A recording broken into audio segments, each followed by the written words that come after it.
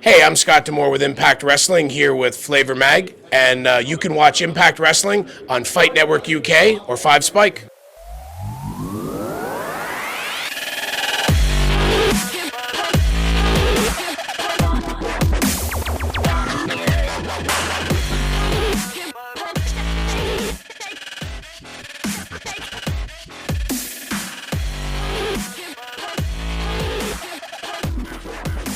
I'm here with Impact superstar Moose, and it's great to have you here in the UK.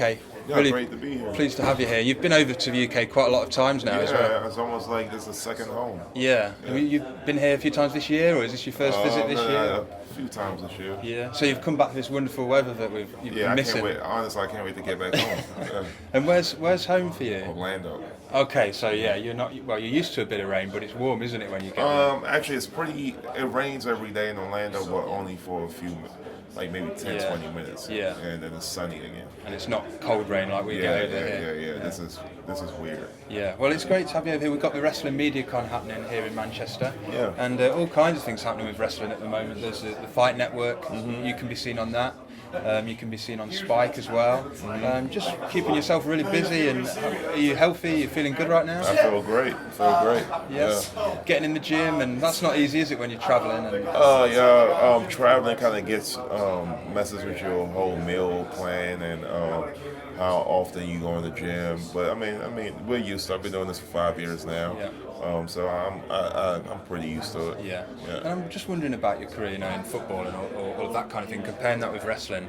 Did you ever realise getting into wrestling just how high impact it would be and how physical it would be? I figured it was pretty similar.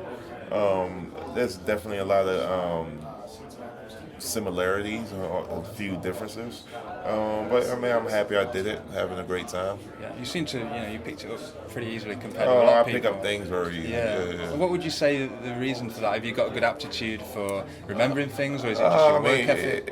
I feel like it's a combination of both. I feel like it's the talent God has given me to remember things, and I think it's my work ethic and my determination and drive to be the very best that I can. Yeah, and you're working really hard. A lot of wrestlers are working really hard, and we're seeing the fruits of that. Wrestling's on primetime TV again in the UK.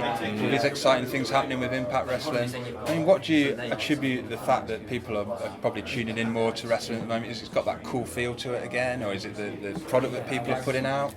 Well, I think it's a little bit of both. I feel like wrestling is a therapy, is a way for you to escape whatever drama and worries and situations that you have going on in your personal life, and it's just an escape. And with that, I feel like companies out there putting out great product on TV. So I mean, it both has a lot to do with why there's a huge boom the last 4 or 5 years in wrestling. My first tour of the UK was in around this time of the year in '96. Okay, I was doing the Butlins and Ponds camps, Okay. and I did not see a lot of sun. So this is the UK I remember. This is pretty much for you, that we have to deal with on a daily basis. Hey, we had sun yesterday. It can't be sunny every day. Yeah. Rain's good for live events audience, right? When it rains, people want to go inside and see the show. Yeah, so that's a good positive. point. So business is going to be good today. Yeah. But it's good to have you guys here, and good to have you back in the UK. Wrestling on the whole is really having a bit of a resurgence. I mean, wrestling is always big, but it has been for a long time. But there's a groundswell and a movement, and it's not just in the UK or in the US, but there's independent wrestling, and Impact Wrestling seems to be getting cooler again, and the production's getting cooler. I mean, you're one of the driving forces behind the changes of Impact Wrestling. How do you see the changes that we've seen in wrestling over the last year or two, maybe? To me, more so than any time that I've ever seen in my career, which I'm now in year 26. Okay. It scares me to say that. But it's just the ability for somebody to go out there, for a talent or somebody to go out there and take some control of their own career and have some freedoms both creatively and schedule-wise and everything else.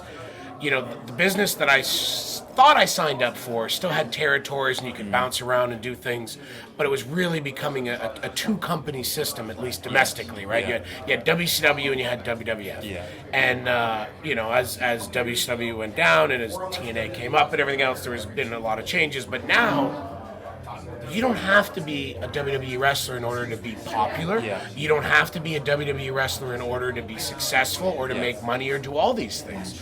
With social media and digital and everything else there, you can create your own brand and you can take it around from place to place. So truly, this is the most I've ever seen independent wrestling thrive. And, the UK is a perfect example. As I told you, I was over here in 1996. There was not a lot of wrestling in 1996. It was a pretty rough scene. And besides the holiday camps and that, you really were looking. There were still town shows and everything else, but the business just really, it looked like a dying business. So to see how it has completely rejuvenated and came back up and is maybe better than ever, at least in my lifetime. It's truly great to see, and we're excited to be part of that. Definitely. And it's a great time to be a wrestler at the moment. As you say, there's lots of different places to work and be seen. It's not quite as exclusive, so faces can be seen on different shows, which then helps the promotions because they have access to people who are now stars. Is that difficult to manage, though, in terms of writing television and creating storylines and knowing who you've got on the books and that kind of thing? Yeah, and it's one of those things, right? Like when myself and Don Callis came on board here to join Ed Nordholm at the beginning of the year, we talked about how we felt it was important to provide some of the freedoms and flexibilities to talent, to truly try to do things different than other people had done them. And that's one of those things that's a great concept, and it's obviously proven, but it can be very difficult at times. And trying to coordinate schedules and everything else and making sure that we're lined up with stuff. But it's a lot of work, but I think it's worth it. Like just this past week, you saw that Access TV put out a press release saying that Tessa Blanchard signed on to wrestle for Women of Wrestling and also help train a lot of the competitors. So that's something that came about between, David McLean and myself. We had a conversation. He expressed interest. Tessa's one of the people we do have on a deal. Yeah. But just because we have somebody on a deal doesn't mean we want to stop them from doing other things. So Tessa was interested in doing it. Katarina has been part of WOW for a while now, and she wanted to continue to do it.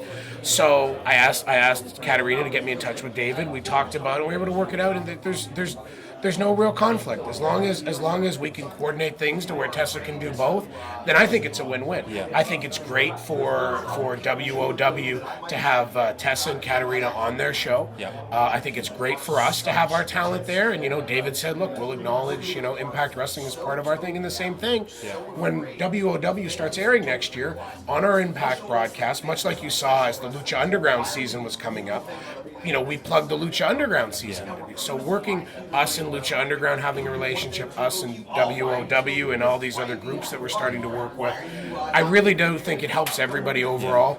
But to get back to your original question, it's challenging sometimes to manage, but you know what? If it was simple, it would have been done before. Absolutely, yeah. But it's better to be successful with a little more hard work, I think. Yeah, no, I agree. And I think you make a really good point in what you're saying about the way that groups help each other now. Yeah. I mean, that wouldn't have happened, say, in the 80s or something like that. So you've got the fact that you can all help each other, which makes good business sense. But I would imagine, you mentioned WCW and guys were on like 4 and 5 year contracts, guaranteed pay, they could sit at home.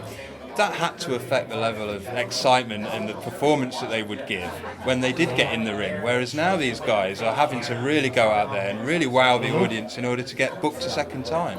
So that's helpful, I guess. Yeah, absolutely. I was around WCW in the mid and late '90s. I was wrestling with them a little bit. I was working a little behind the scenes, the very bottom, like handing out papers saying fill this out. Yeah. And training at the power plant there for a few years.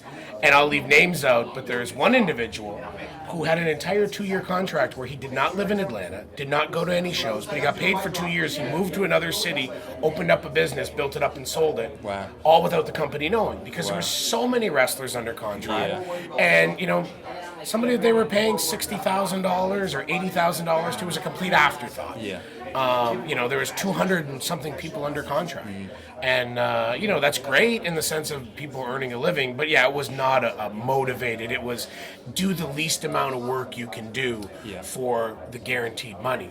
And now you have a situation where, it's good that, some talent still out there and has bases and everything else to work from, but we really are in a system where the more you perform and the better you perform and the more people that want to see you perform, the more money you can make. Yeah. And there certainly is a very motivated group of athletes and performers out there with us and everywhere else in wrestling right now.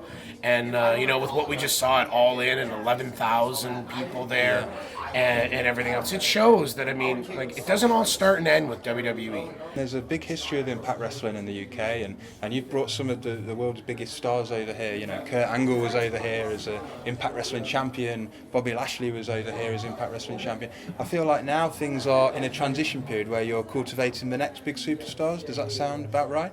I would think so. We have had a big turnover in the roster. Scott and Don have done a great job at developing a new group of young wrestlers that are, we're eager, we're excited, they're performing, they're responding well with the audience and looking for great things from them. Absolutely, and Impact Wrestling on TV has definitely got a very cool feel to it, I think, at the moment, and I think that's not been lost on wrestling fans in general. There's been a big resurgence in wrestling, and I think in general it has got a bit cooler. And do you feel like that a bit of effort's been put into the direction that wrestling's going in?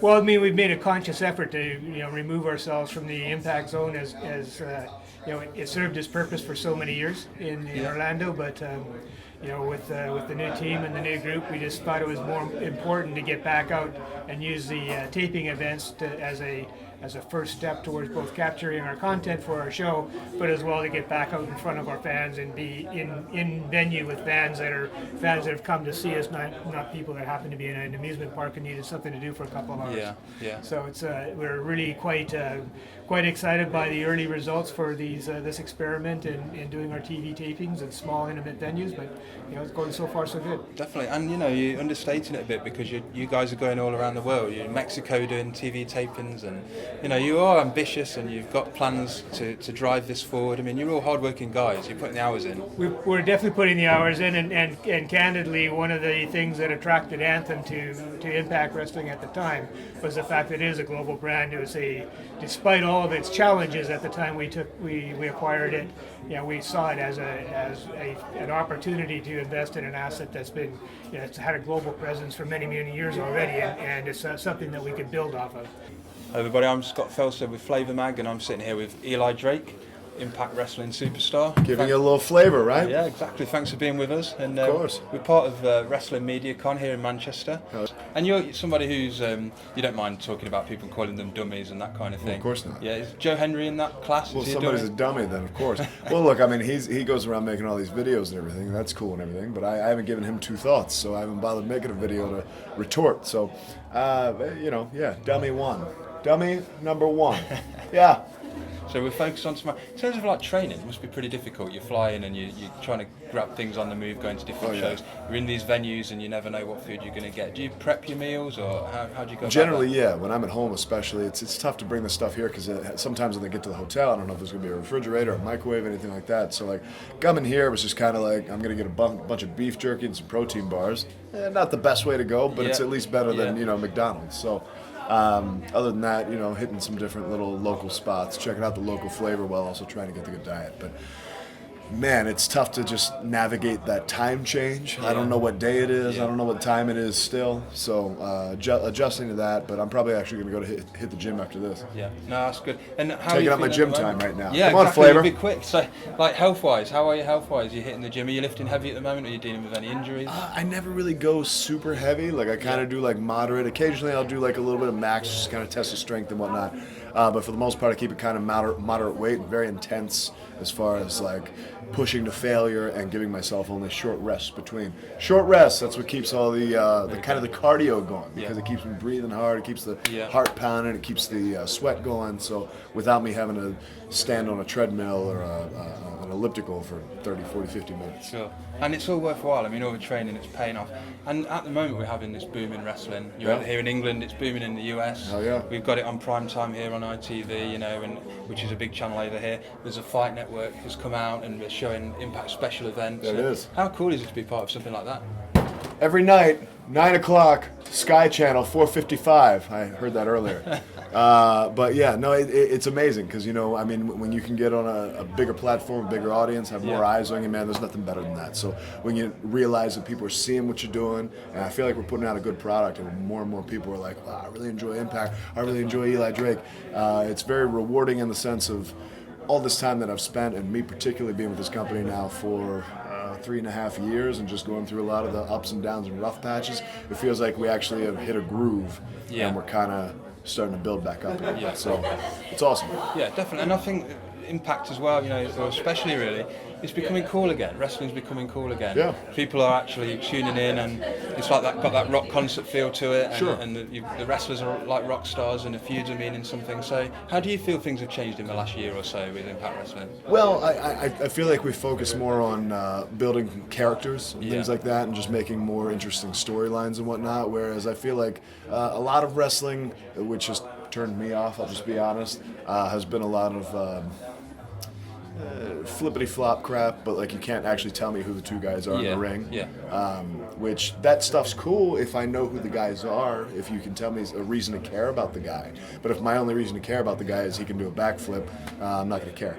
So that's what I like about wrestling. It's what I like about Impact Wrestling. It's what I've liked about wrestling my whole time growing up. When I was a little kid, it was my favorite characters: Hogan, Austin, Rock, Flair, all those guys, Jake the Snake. Like, you knew who they were. Yeah. It wasn't just guys going out there doing moves. So that's kind of the thing I think that we're doing right, and I think that's what's helping us build back up. Definitely. And your character's great. We're really enjoying all your Yeah. fantastic work. Thanks for being with us. Thanks course. for your time. And keep doing. what you're Appreciate doing. you having me. Yeah, thank you very much. Giving you a little flavor.